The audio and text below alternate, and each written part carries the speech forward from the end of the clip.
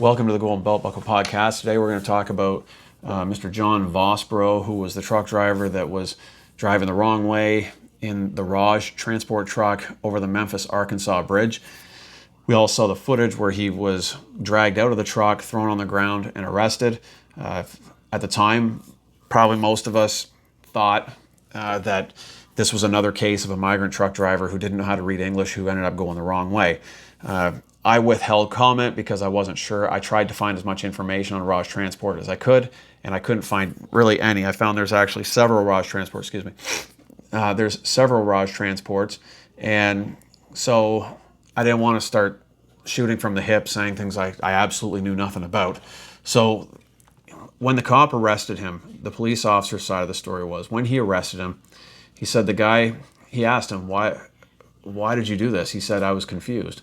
And he said, well, why didn't you stop? Or when did you realize you were going the wrong way? He said, I realized it immediately. And then the cop said, why'd you stop and ask? And he was like, well, who would I ask? Besides, I just needed to get to the other side of the bridge. And so he said the fact that he was confused, and then he pulled him out of the truck, and he said the guy had a delayed reaction to him, and he noticed he had pinpoint eyes, so delayed speech, pinpoint eyes, his confusion. And then he also said a criminal past. I don't know what that was. He didn't elaborate, but all those facts together made the police officer conclude that he was probably driving while intoxicated, DWI. So he took him to the hospital, and he was trying to read him his statement of rights, and John, at this point, didn't want to cooperate. He just said, excuse me, what do you want from me? And he just kept saying, what do you want from me? What do you want from me, right? He'd answer other questions, but nothing to do with the truck. And the officer said, I just think he just wanted to avoid the issue. And I think an important detail there is, when he was arrested, he was read his Miranda rights. So I'm not actually sure he had to say anything at the hospital, right? So I don't, to what extent that could be used against him, I don't know. So that's the police officer side of the story. The family side of the story is, they said John had a really bad headache. And, excuse me, before he went out that day, he took 3 aspirins. So they actually think it could have been a stroke. Possibly, because you think about it, he was confused, right? And he had delayed reaction, or delayed speech time, and his eyes were all messed up. They were pinpoint eyes. And after, he had no recollection of the event. That's what he told his family. I don't even remember doing it. So those right there, it could indicate he was pissed drunk, but it could also indicate he had a stroke. He's 75 years old. He had a medical issue, quite possibly.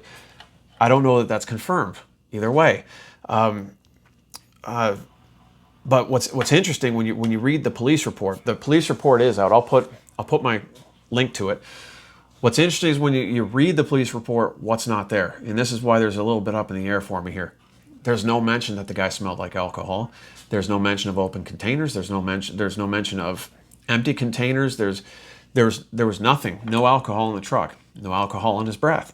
So it said afterwards he has since been charged. That said the toxicology report must have come back, because there are 2 cases against him right now.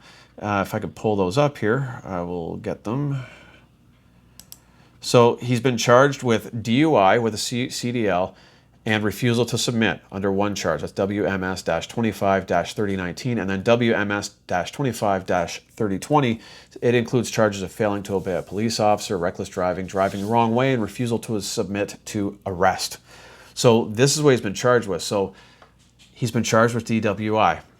Does that imply that that the toxicology reports came back? When he was in the hospital, did he give them a breathalyzer? Did they give him a urine test, a blood test? I don't know, because the way the police officer wrote his report, it sounds like he wasn't cooperative about it. So it seems like it's up in the air. Maybe both things happened. Maybe he had a couple drinks before work. Maybe he'd had a shot of vodka. Maybe he also had a medical event, right? He's 75 years old. So whatever it is, I don't think we know yet, and the lawyers are going to deal with that, right? When they collect the evidence. So this happened on the 26th. He was supposed to go to court on the 29th for a plea and to enter his plea and his arraignment at 9:30 a.m. But he didn't show up, so then he had a failure to appear warrant sent out for him. Problem is, he didn't get out of the hospital till September 1st. So he was in the hospital this whole time. So beyond that, his CDL has been suspended, I think, pending the outcome of the trial is what the deal is. So that's pretty much where it stands. There's not much more to say about it. 75-year-old American citizen, Vietnam vet, maybe time to retire. You know, his family, it was his nephew, said he's just happy no one got hurt, and just as to address the comments, you know, everybody's debating whether the cops were too hard on him. His own nephew says, "Look, I'm a volunteer. I think he said he volunteers at the police department. I can't remember which one, but he had no problem with how the police handled the incident. So you can take that for what it's worth." Anyway, that's all I got. If you like what you are seeing, do me a favor, hit the like and subscribe button, comment, leave your comments down the bottom. Do you think the cops went too far? What do you think about it, right? Anyways, till next time, cheers, keep the rubber side down.